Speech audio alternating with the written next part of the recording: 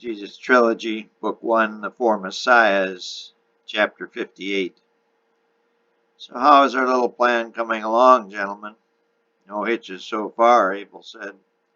Better not be, Gadara declared. This better work. It will be the biggest thing to happen to this movement in history. How many are there that know?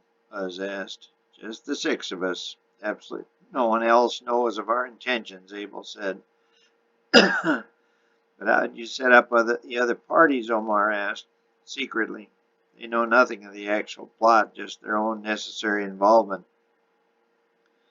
I'm concerned, said Roe. There are so many parts to the puzzle. All essential, yes, but strictly confidential. I gave the others reasons different from the actual ones. Good, I will trust you as I always have. You've never let me down, Omar said with conviction. How are you coming on finding a buyer? Gadara asked. I got two bidding on it as we speak, old Uz said. What's the bid at? One bid is 1,000,006, but we have to deliver to Damascus. Right, Uz thought for a minute. The other is 1,000,001, but he'll pick it up from us in Jerusalem. He'll give us a drop point when we make the deal. I have to pick a point south of the stadium. The stadium is on the southeast edge of the city. Maybe Bethlehem. He says he'll pick it and let us know when we commit. I got a friend who runs an inn down there. He might be able to hide the money in his stable. I'll talk to him tomorrow. Yeah, they'd never suspect anyone in Bethlehem would have the guts or resources to do this job. Have you got a seamstress yet, Omar? Abel asked. Yeah, she's a real good one. Dar. No names, Abel cautioned. Sorry. Anyway, she's good. I've given her a few footballs. She says it will be a piece of cake, no problem. Where have I heard that before? Abel said ironically. He was thinking of their fallen comrade, Tara. We'll dedicate this job to Tara. They all looked down, but an uncharacteristic smile came to old Uz's face. They saw it, and all began to smile. Soon laughter broke out. They were going to do it. It would work. Gentlemen, I love it when a plan comes together.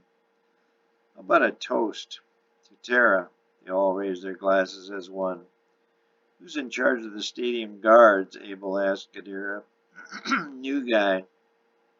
What new guy? Abel asked, concern in his voice.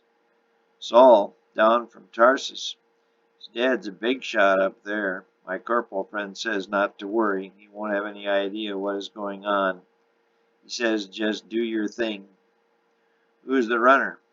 Guy named Stavros, a Greek. He used to run the marathon up in Athens. In fact, he ran it last year, finished fourth, Roe went on. He can play a little football. I don't care if he can catch the thing, but he's got to be able to run, Abel said, still concerned. 4 or 5 miles should be no problem. A site like Bethlehem, only 5 miles away, should be a piece of cake. How long is the marathon? 26 miles, Roe piped up. How about the boy? Gadara asked. I'll take care of him, Abel said. You better, Sonny, the old man said from the corner of the room. Young'uns can easily change their minds. I'll handle him, don't worry. I'm going to worry until that 1,000,000 is safe. Never fear, Pops. Precision planning leads to precision results, Abel added. It's now Thursday before the big game. The team, along with the coach, would make the trip down on horses provided by Dr. Luke's father, Luke Sr. He was a very wealthy entrepreneur and stable owner in Nazareth, a big contributor to the community and the school. Wednesday evening practice was strenuous, full pads for 2 hours. Coach Vincetti worked them hard, then surprised them by canceling Thursday morning's workout. Said it would rest their weary bodies and heal any injuries. Besides, the ride down to Jerusalem would be tiring. Vincetti was a stickler for repetition. Do it enough times and you'll get it right, even under pressure. More often than not, he was correct. Johnny's trick knee was okay. Barabbas' non-throwing shoulder separation had responded to therapy in the hot bath of the local spa.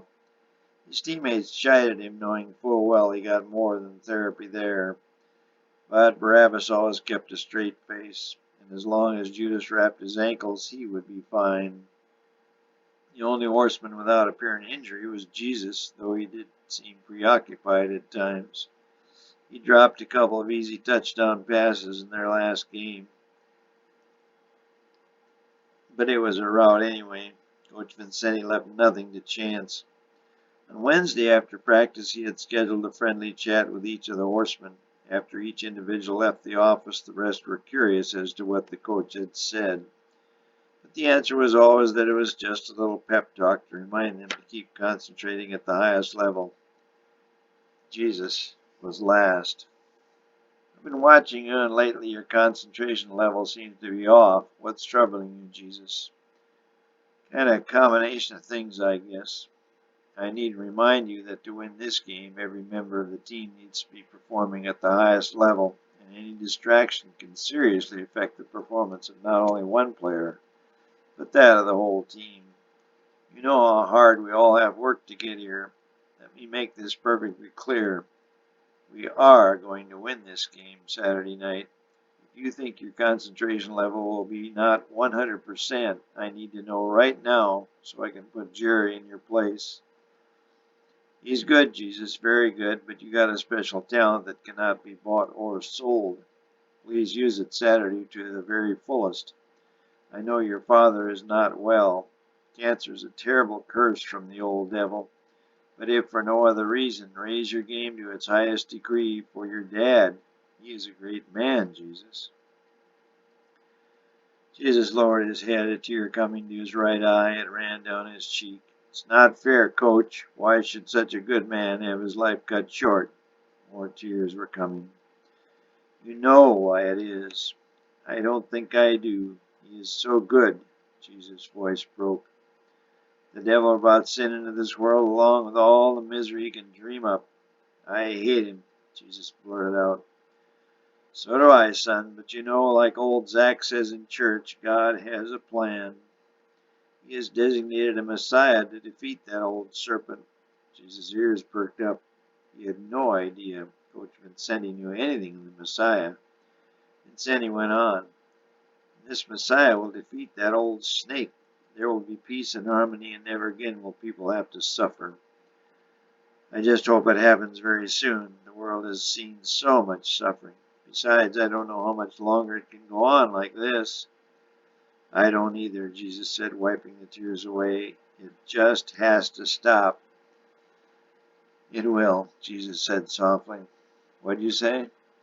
I just want it to stop too, so my dad doesn't have to suffer.